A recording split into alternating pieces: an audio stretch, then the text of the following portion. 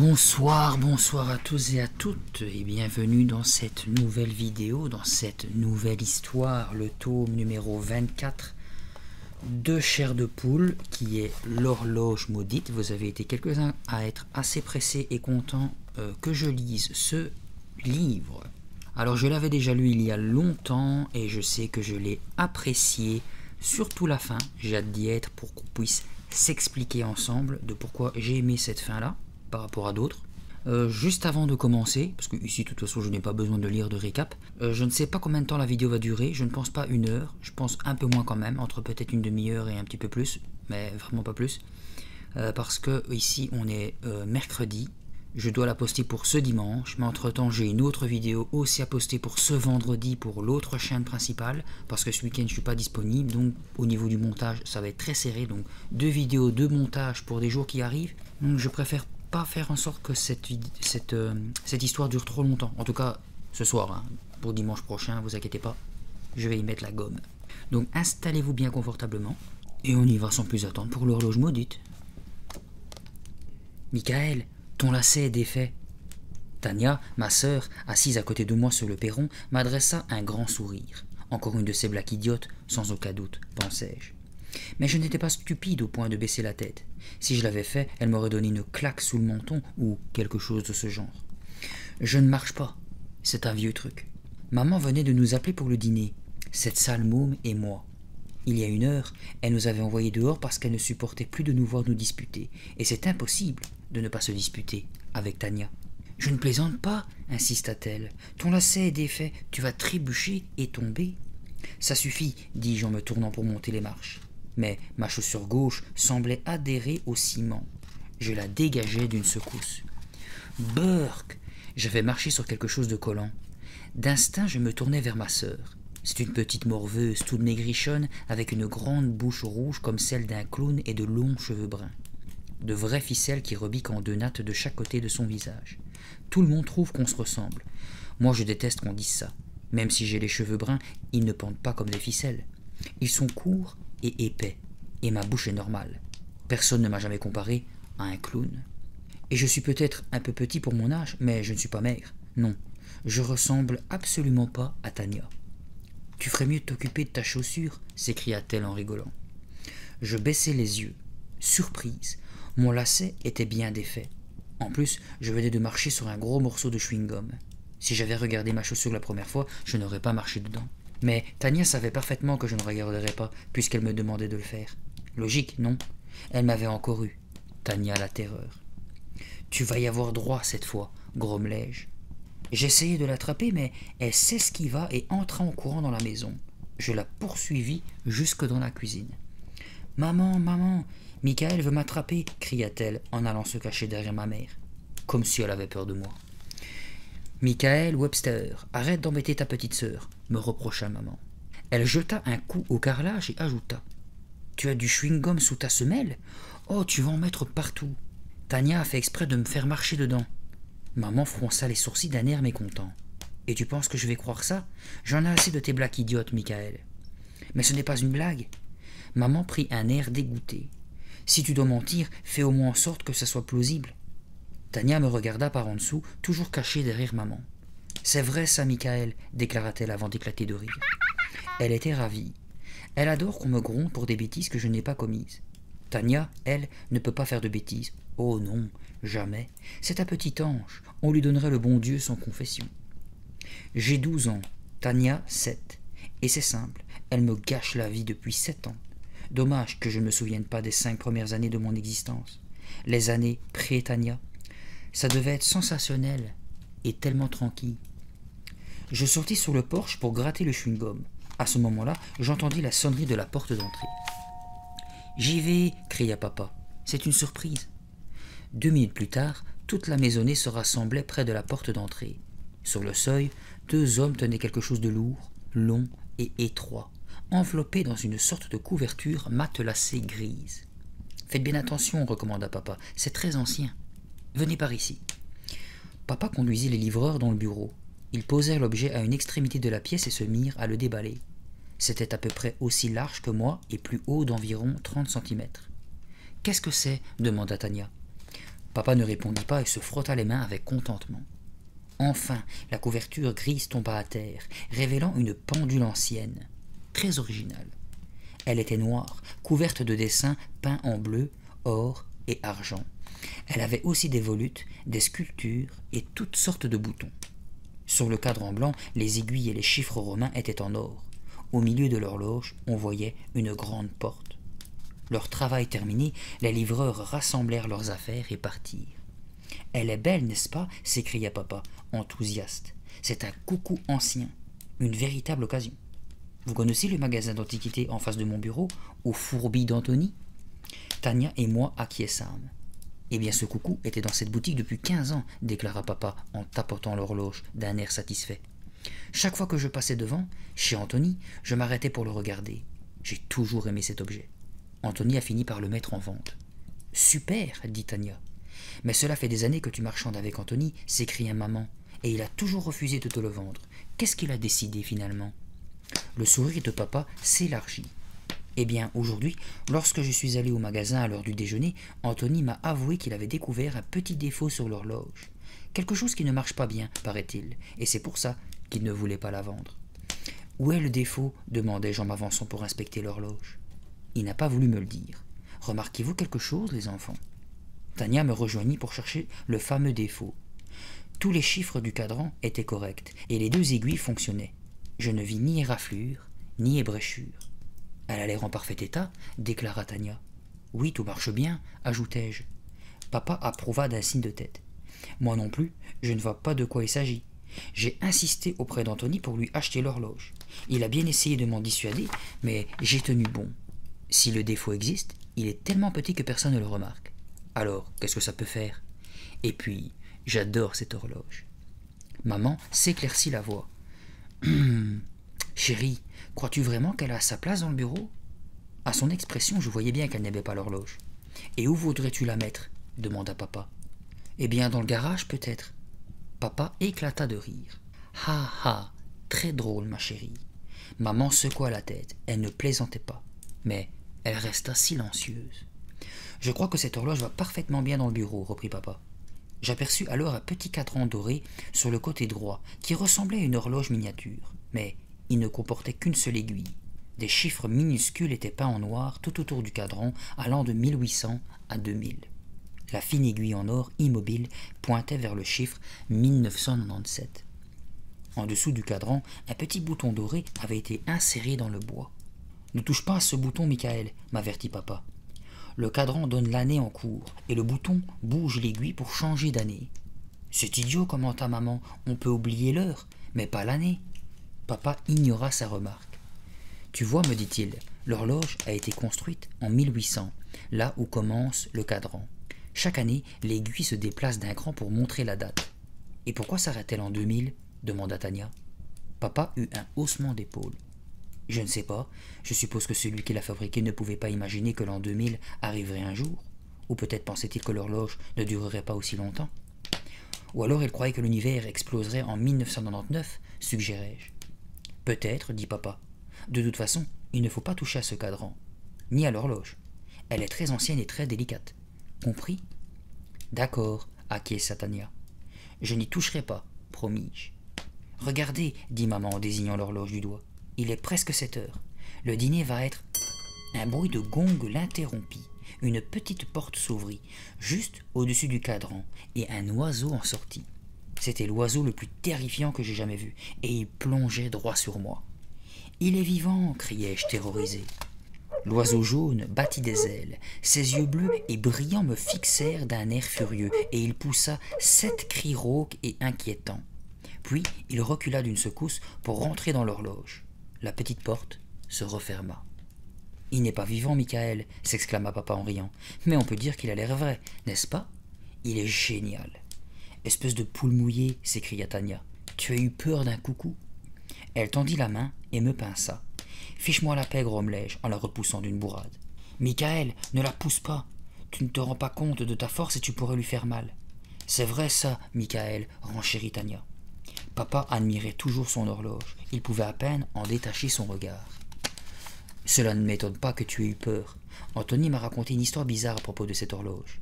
Elle vient de la Forêt-Noire, en Allemagne, et il prétend qu'elle est enchantée. Enchantée, répétai-je. Elle serait magique? C'est possible? À en croire Anthony, l'homme qui l'a construite avait des pouvoirs magiques, et il lui aurait jeté un sort. La légende dit que si on découvre le secret du coucou, on peut s'en servir pour remonter le temps. C'est Anthony qui t'a appris ça, railla maman. Quelle bonne façon de se débarrasser d'une vieille horloge. Raconter qu'elle a des pouvoirs magiques. Mais papa ne voulait pas qu'on lui gâche son plaisir. Anthony avait l'air d'y croire. Moi je pense que c'est vrai, déclara Tania. Julian, j'aimerais bien que tu cesses de raconter des choses abracadabrantes aux enfants, lui reprocha maman. Ce n'est pas bon pour eux, et cela ne fait qu'encourager Michael. Il est toujours en train d'inventer des histoires ou des blagues idiotes. Je crois qu'il tient ça de toi. Je n'invente rien du tout, protestai-je. Je dis toujours la vérité. Comment maman pouvait-elle me juger comme ça? Je fulminais. Le pire, c'était l'expression triomphante de Tania. Dans la vie, elle n'a qu'un but, m'attirer des ennuis. Si seulement j'avais pu faire disparaître son sourire, satisfait pour toujours. Nous allons dîner dans quelques minutes, annonça maman en quittant le bureau. Michael, Tania, allez vous laver les mains. Et surtout que personne ne touche à cette horloge, ajouta papa, en s'éloignant à son tour. D'accord, dis-je. Je me dirigeai vers la salle de bain. Quand je passai devant Tania, celle-ci m'écrasa le pied. Aïe! Michael, arrête de faire tant de bruit, gronda papa. Mais papa, Tania a fait exprès de me marcher sur le pied. Ça n'a pas dû te faire très mal. Elle est beaucoup plus petite que toi. Petite, mais costaud. La douleur me causait des élancements. J'allais me laver les mains en boitillant. Et Tania me suivit. Quel bébé tu fais, lança-t-elle. Tu as intérêt à te tenir tranquille, répondis-je d'un ton menaçant. Mais elle s'en moquait. Pourquoi faut-il que j'aie la pire des sœurs? Pour dîner, nous eûmes des pâtes au brocoli et à la sauce tomate. Maman était dans sa période végétarienne et sans matière grasse. Tu sais, chérie, un hamburger de temps en temps n'a jamais fait de mal à personne, bougonna papa. Je ne suis pas d'accord. Elle n'avait pas besoin d'ajouter un mot. Nous avions déjà tous eu droit à ces explications sur la viande, les matières grasses et les produits chimiques. Je me demande si je ne vais pas vous interdire le bureau pendant quelque temps, déclara papa. Je n'aime pas du tout l'idée de vous voir jouer là-dedans. Vous pourriez casser l'horloge. Mais il faut que j'aille travailler dans le bureau ce soir, protestai-je. Je dois faire un exposé intitulé « Les transports dans le monde ». J'ai besoin de l'encyclopédie. Tu ne peux pas l'emporter dans ta chambre? Toute l'encyclopédie? Non, évidemment, soupira-t-il. Eh bien, c'est d'accord pour ce soir. Moi aussi j'ai besoin de l'encyclopédie, intervint Tania. Sûrement pas, répliquai-je aussitôt. Elle voulait rester dans le bureau pour m'embêter. Je le savais très bien. Si, il faut que je me renseigne sur la ruée vers l'or. Tu viens juste d'inventer ça. On n'étudie pas la ruée vers l'or en CE1. Ce n'est pas avant le CM1. Qu'est-ce que t'en sais? Madame Dolly nous apprend justement la ruée vers l'or en ce moment. Peut-être que je suis dans une meilleure classe que toi. Michael, vraiment, s'exclama maman. Si Tania dit qu'elle a besoin d'encyclopédie, pourquoi te disputes-tu avec elle? Tania me tira la langue. Je soupirai. Ce n'était même pas la peine de discuter, pensai-je. Tout ce que j'y gagnerais, ce sont des ennuis. Après dîner, je traînais mon sac à dos dans le bureau. Aucun signe de Tania. Du moins, pas encore. Je me dis que je pourrais peut-être avancer dans mon travail avant qu'elle vienne me harceler. Comme je laissais tomber mes livres sur le bureau de papa, l'horloge attira mon attention. Elle n'était pas jolie, plutôt laide même. Mais j'aimais regarder toutes ces volutes, ces boutons et ces poignées. Elle paraissait vraiment magique. Je songeais aux défauts dont on avait parlé et je me demandais où ils pouvaient bien se trouver. L'horloge avait-elle reçu un coup? La peinture était-elle écaillée? Ou bien manquait-il un cran à l'un des mécanismes? Je me retournai et jetai un coup d'œil à la porte du bureau. Bouba, notre chat, venait de l'entr'ouvrir d'une poussée et avançait d'un pas nonchalant, en ronronnant. Je le caressais. Papa et maman étaient encore dans la cuisine, occupés à faire la vaisselle et à ranger. Pourquoi ne pas regarder l'horloge d'un peu plus près? C'était l'occasion. Ou jamais. Prenant soin de ne pas toucher les boutons, j'examinai le cadran des années. Puis j'effleurai une courbe argentée peinte au bord de l'horloge et jetai un coup d'œil à la petite porte au-dessus du grand cadran. Je savais que le coucou se tenait derrière, attendant de bondir au dehors dès que l'heure serait venue. Comme je ne voulais pas que ce sale oiseau me surprenne encore, je regardai l'heure. 8h moins 5. Sous le cadran, il y avait une autre porte, très grande. J'avançai la main pour toucher la poignée. Qu'y avait-il derrière? Le mécanisme de l'horloge? Un pendule? Je jetai de nouveau un coup d'œil par-dessus mon épaule. Personne. Je voulais juste voir ce qu'il y avait dedans. Je ne faisais rien de mal après tout. Résolu, je tournai la poignée et tirai. Elle résista. Je tirai plus fort. La porte s'ouvrit en grand et je poussai un cri perçant en voyant un horrible monstre vert jaillir de l'horloge. Il se jeta sur moi et me renversa sur le sol. « Maman, papa, au secours !» Le monstre approcha ses longues griffes de mon visage. Je me protégea avec mes mains. Il allait me mettre en pièces. « Ouh, ricana le monstre en me chatouillant. J'ouvris les yeux. Tania, c'était Tania dans son vieux déguisement de Halloween. Elle se roula par terre en riant aux éclats. « Ha ha, c'était tellement facile de te faire peur. Tu aurais dû voir ta tête quand j'ai bondi. Ce n'est pas drôle, tu as failli. » Un coup de gong m'interrompit. Je regardais l'oiseau s'égosiller. D'accord, je devais admettre que j'avais encore eu peur. Mais Tania avait-elle besoin de se tenir les côtes en riant, juste pour ça? « Que se passe-t-il ici » demanda papa en apparaissant sur le seuil du bureau, l'air furieux. « Pourquoi cette porte est-elle ouverte ?»« Michael, je t'avais pourtant dit de ne pas toucher à l'horloge. »« Moi, mais je n'ai touché à rien. »« Menteur, tu essayais d'attraper le coucou, » lança Tania. Papa me foudroya du regard. « Mais ce n'est pas vrai, c'est Tania qui... » « Ça suffit, Michael, j'en ai assez de t'entendre accuser ta sœur toutes les fois que tu fais des bêtises. Ta mère a sans doute raison, j'ai peut-être trop encouragé ton imagination. Je n'invente jamais rien. Il ment, papa, je l'ai trouvé en train de jouer avec l'horloge, et j'ai essayé de l'arrêter. » Papa approuva d'un signe de tête. Il buvait littéralement les paroles de sa chère petite Tania. Ulcéré, je sortis de la pièce comme un ouragan et me précipitai dans ma chambre, donc je claquai la porte d'un coup de pied. C'était trop injuste. Non seulement Tania était une peste, mais en plus, elle ne se faisait jamais gronder. Elle avait même réussi à gâcher mon anniversaire, 3 jours auparavant. J'avais eu 12 ans. D'habitude, les gens sont contents le jour de leur anniversaire. Normalement, ils s'amusent, non? Eh bien, pas moi. Tania avait veillé à ce que mon anniversaire soit le pire jour de ma vie. Ou du moins, l'un des pires. Mes parents étaient surexcités à l'idée de m'offrir mon cadeau d'anniversaire. Ma mère n'arrêtait pas de sautiller partout en me répétant de ne pas aller dans le garage. Surtout n'y va pas, Michael. Quoi que tu fasses, ne va pas dans le garage. Je savais qu'elle y avait caché mon cadeau, mais je lui demandais, juste pour la taquiner. Et pourquoi ça? Pourquoi je n'irai pas dans le garage? Le verrou de ma chambre est cassé et je voudrais emprunter les outils de papa. Non, non, non. Demande à ton père de l'arranger. Il s'en occupera.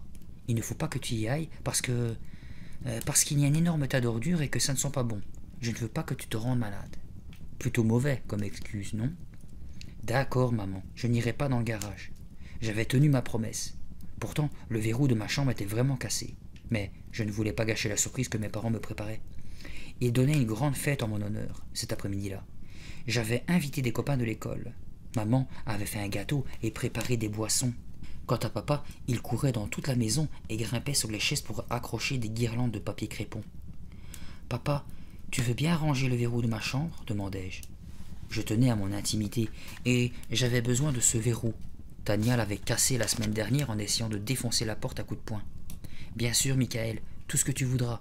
Après tout, c'est ton anniversaire aujourd'hui. »« Merci. » Il alla chercher sa boîte à outils et partit réparer ma porte. Tania s'attardait dans la pièce avec l'air de chercher quelle bêtise elle pourrait bien faire. Ça n'a pas manqué. À peine papa était-il sorti qu'elle avait tiré sur une guirlande pour la faire tomber. Quand papa eut fini la réparation de mon verrou, il rapporta ses outils au garage. En passant par la salle à manger, il remarqua la guirlande déchirée. « Pourquoi ce papier ne tient-il pas » marmonna-t-il en le recollant. 2 minutes plus tard, Tania le déchirait de nouveau. « Je sais où tu veux en venir, lui dis-je. Arrête d'essayer de me gâcher mon anniversaire. »« Je n'ai pas besoin de le gâcher, c'est déjà un gâchis, parce que tu es né ce jour-là, répliqua-t-elle, en feignant de frissonner d'horreur. Je décidai de l'ignorer. Personne ne m'empêcherait de m'amuser aujourd'hui, pas même ma sœur. Du moins, c'est ce que je pensais. Environ une demi-heure avant la fête, papa et maman m'attirèrent dans le garage. « Et le tas d'ordures ?»« Oh ça, répondit maman riant. Je t'ai menti, mon poussin. »« Vraiment? Pourtant je t'ai cru. »« T'es vraiment un crétin, lança Tania. Papa poussa la porte du garage et je franchis le seuil. Là, contre le mur, il y avait un vélo à 21 vitesses, noir, brillant, flambant neuf. C'était exactement ce que je voulais, et depuis longtemps. « Il te plaît ?» demanda maman. « Je l'adore, il est formidable, merci. »« Il est chouette, » déclara Tania. « Maman, je veux le même pour mon anniversaire. » Avant que j'aie pu l'en empêcher, elle grimpait sur la selle de ma bicyclette toute neuve. « Descends de là !» m'écriai-je. Elle n'écouta pas et essaya de mettre les pieds sur les pédales, mais ses jambes étaient trop petites et la bicyclette tomba par terre. « Tania !» s'exclama maman en se précipitant.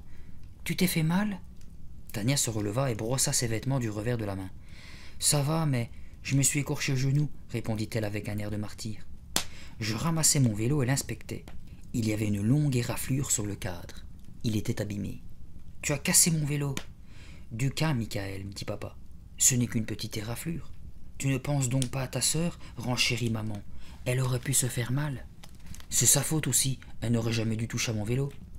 Michael, tu as beaucoup à apprendre pour être un gentil frère, déclara papa. Quelquefois, ils me rendent fou tous les deux. Rentrons, conclut maman, tes amis ne vont pas tarder à arriver. J'avais pensé que ça irait mieux quand tout le monde serait là et qu'on ferait la fête. Il y aurait un gâteau, des cadeaux et mes meilleurs amis. Rien de grave pourra m'arriver, espérais-je naïvement. Ça avait bien commencé. Mes amis étaient tous venus avec des cadeaux. J'avais invité 5 garçons. David, Josh, Bob, Henry et Christopher. Et puis 3 filles. Hélène, Rosie et Mona. Je n'aime pas tellement Hélène et Rosie, mais je tiens beaucoup à Mona. Elle a de longs cheveux bruns, très brillants, et un petit nez retroussé que je trouve très mignon. Elle est grande et elle joue bien au basket. Et puis, elle est chouette. Hélène et Rosie sont les meilleures amies de Mona. J'étais obligé de les inviter si je voulais que Mona vienne. Elles vont toujours ensemble partout. Elles étaient arrivées toutes les 3 en même temps et avaient ôté leur veste. Mona portait une salopette rose avec un col roulé blanc. Elle était super. « Joyeux anniversaire, Michael !» s'écrièrent-elles en chœur. « Merci !» Elles me tendirent chacune un cadeau. Celui de Mona était petit et plat et enveloppé dans un papier argenté. « Ça doit être un CD, pensai-je. Je posai les cadeaux avec les autres dans le salon. « Hé, Michael, qu'est-ce que tes parents t'ont offert ?» demanda David. « Un vélo, dis-je en tentant de paraître indifférent. À 21 vitesses. » J'avais mis un disque. Maman et Tania avaient apporté des assiettes avec les toasts. Puis, maman était retournée à la cuisine, mais Tania était restée dans la pièce. « Elle est mignonne, ta petite sœur, » remarqua Mona. « Pas quand on la connaît, » murmurai-je. « Michael, ce n'est pas très gentil de ta part. »« Il est affreux avec moi, » déclara Tania. « Il me crie tout le temps dessus. »« C'est pas vrai, fiche le camp, maintenant !»« Je ne suis pas obligée, » répliqua-t-elle en me tirant la langue. « Laisse-la, Michael, elle n'embête personne, » dit Mona. « Hé, Mona, tu sais, » déclara Tania d'une voix stridente, « Michael, il est amoureux de toi. »« Vraiment ?» demanda Mona en écarquillant les yeux de surprise. Je devins rouge comme une tomate et fusillai Tania du regard. J'avais bien envie de l'étrangler une bonne fois pour toutes, mais ici, devant mes copains, je ne le pouvais pas. Mona se mit à rire, et Hélène, puis Rosie l'imitèrent. Heureusement que les garçons n'avaient rien entendu. Ils se tenaient près du lecteur CD et étaient occupés à choisir des morceaux, qu'ils passaient les uns après les autres. Que répondre? C'était vrai que j'aimais Mona. Je ne pouvais pas le nier, parce que ça lui aurait fait de la peine.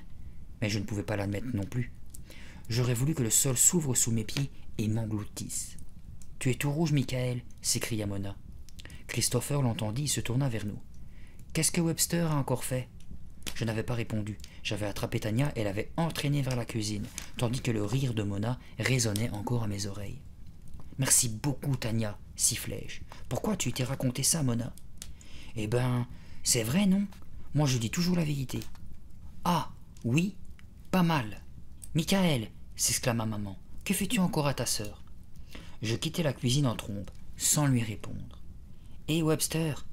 Josh m'appela dès que je pénétrai dans le salon. « J'aimerais bien voir ton vélo. »« Parfait, pensai-je. C'est l'occasion de m'éloigner des filles. » Je conduisis mes copains au garage. Là, ils regardèrent mon vélo, vraiment impressionnés. Puis, Henri prit le guidon. « Qu'est-ce que c'est cette éraflure ?»« C'est ma sœur qui... » Je m'interrompis et secouai la tête. À quoi bon leur expliquer?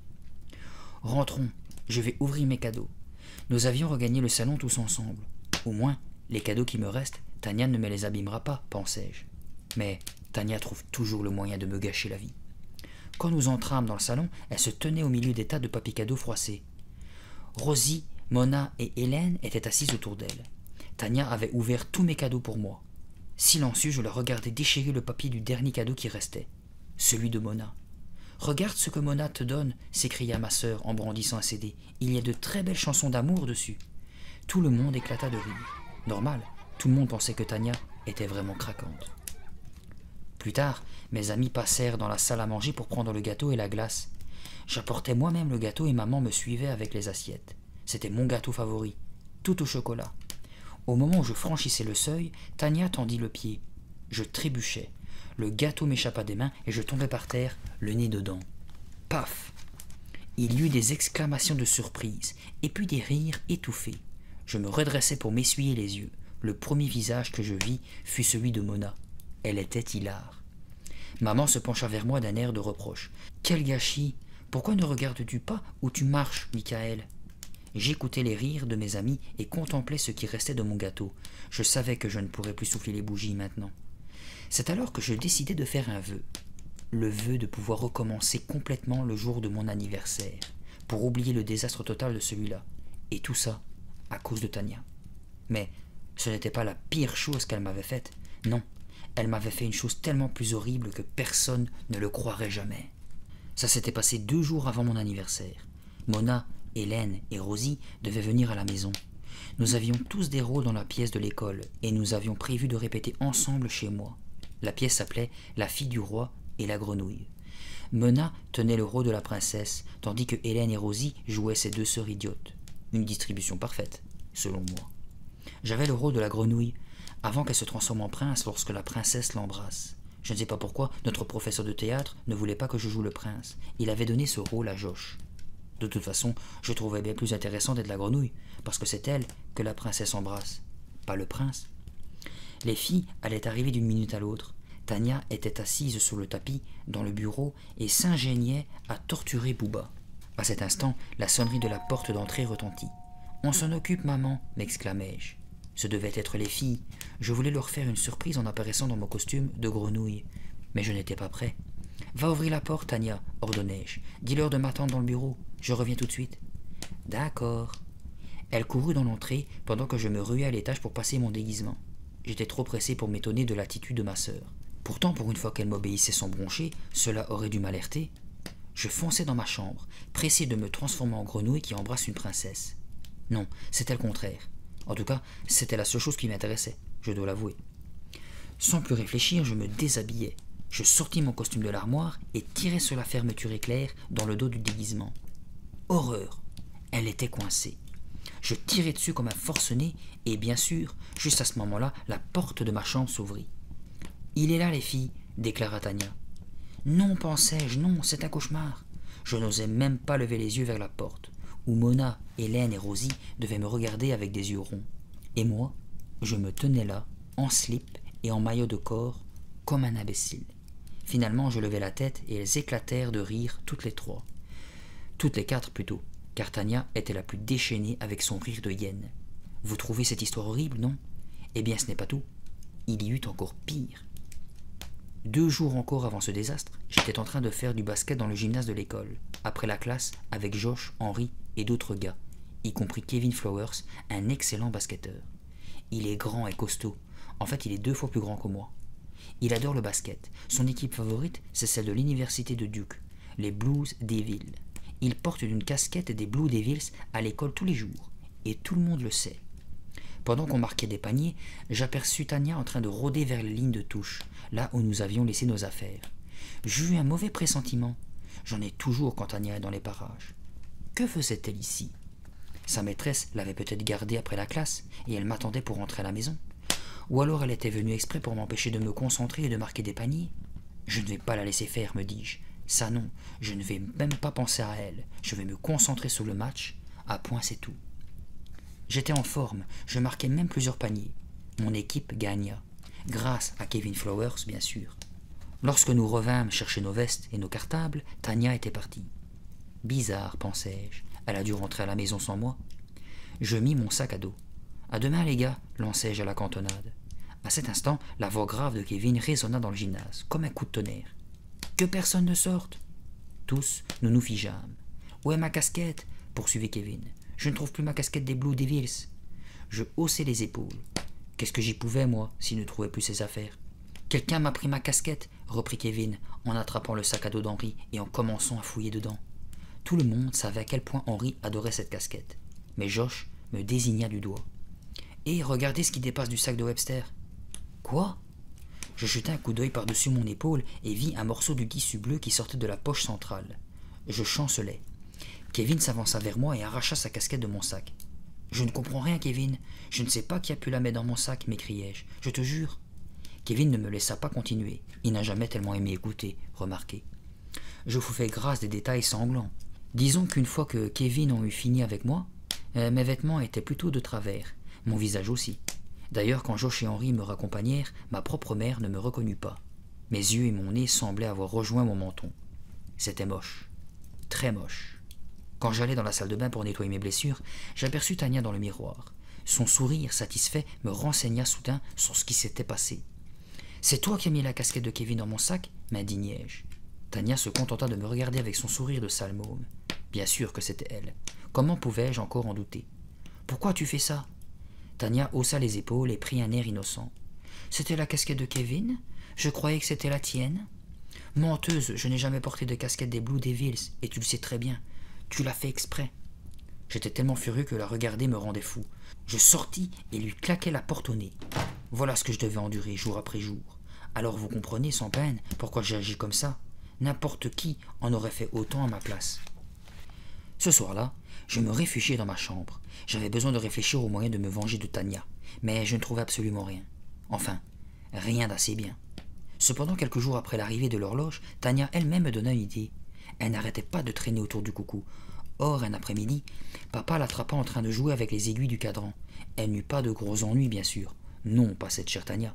Mais papa lui dit « Je garde un œil sur toi, ma petite demoiselle, et que je ne te reprenne pas à jouer avec cette horloge. » Enfin, papa se rend compte que Tania n'est pas un modèle de perfection, pensai-je.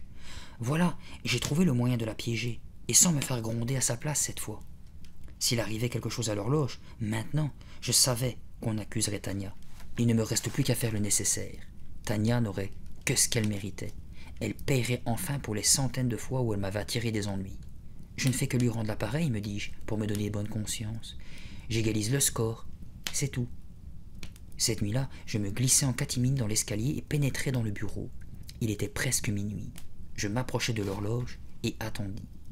Encore 1 minute, 30 secondes, 10, 6, 5, 4, 3, 2, 1. Le gong résonna. L'oiseau jaune bondit hors de sa cachette et je lui saisis au vol. Il fit un drôle de bruit comme si je l'étranglais.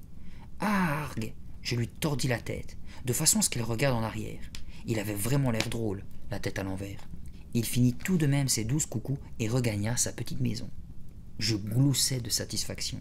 Quand papa le verrait, il allait littéralement exploser de rage, et sa chère Tania comprendrait sa douleur, pour une fois. Elle saurait enfin ce qu'on ressent quand on se fait accuser et qu'on est innocent. Je regagnai ma chambre à pas de loup, ni vu ni entendu. Le crime était parfait. Ce soir-là, je m'endormis heureux, rien de tel que la vengeance pour vous rendre le sommeil. Je me réveillai tard le lendemain matin et bondis du lit. Il me tardait tellement de voir papa gronder Tania, pourvu qu'il ne l'ait pas déjà fait. Je me dépêchai de descendre et me précipitai vers le bureau. La porte était fermée. Je n'entendis aucun cri, aucun bruit, personne. Ouf, songeai-je, je n'ai rien manqué. Je fonçai à la cuisine car je mourais de faim. Maman, papa et Tania étaient à table et finissaient de prendre leur petit déjeuner. Dès qu'ils me virent, leurs visages s'éclairèrent. « Joyeux anniversaire !» s'écrièrent-ils en chœur. « Très drôle !» répliquai-je en ouvrant un placard. « Est-ce qu'il reste des cornflakes ?»« Des cornflakes ?» s'écria maman scandalisée. « Aujourd'hui, tu ne préférerais pas des crêpes ?»« Ben oui !» répliquai-je en me grattant la tête, perplexe. Maman se montrait bien gentille ce matin. D'habitude, quand je me réveille tard, elle veut que je prépare moi-même mon petit déjeuner. Pourquoi me proposait-elle des crêpes alors? Médusée, je la regardais préparer la pâte. « Ne va surtout pas dans le garage, Michael, lança-t-elle d'un ton surexcité. Ça me rappelait vaguement quelque chose. Il y a un gros tas d'ordures, poursuivit maman. Ça ne sent vraiment pas bon et je ne voudrais pas que tu sois malade. Qu'est-ce que tu racontes, maman? Je ne t'avais pas cru la première fois, tu sais. Fais ce que je te dis, mon poussin, ne va pas dans le garage. Elle était vraiment bizarre. Papa se leva et déclara d'un air enjoué. J'ai un tas de choses à faire, des choses très importantes, ajouta-t-il, mystérieux. Mais qu'est-ce qu'ils avaient tous ce matin? Je me mis à table et décidai à prendre mon petit déjeuner tranquille. Ensuite, j'allai dans la salle à manger. Elle était décorée de guirlandes en papier crépon et l'une d'elles pendait vers le sol, déchirée. Étrange, vraiment étrange. Papa arriva dans la pièce, une boîte à outils à la main. En apercevant la guirlande déchirée, il posa son matériel par terre et la recolla de nouveau. « Pourquoi ne tient-elle pas, celle-là » grommela-t-il. Vaguement mal à l'aise, je m'avançai vers lui. « Papa, pourquoi mets-tu toutes ces guirlandes » Il me sourit, l'air tendre et indulgent. « Parce que c'est ton anniversaire, mon grand. Il faut décorer la salle à manger pour ta fête, tout à l'heure. Tu dois être impatient de voir ton cadeau, non ?» Je le dévisagea avec stupeur. Bon sang, que se passait-il ici ?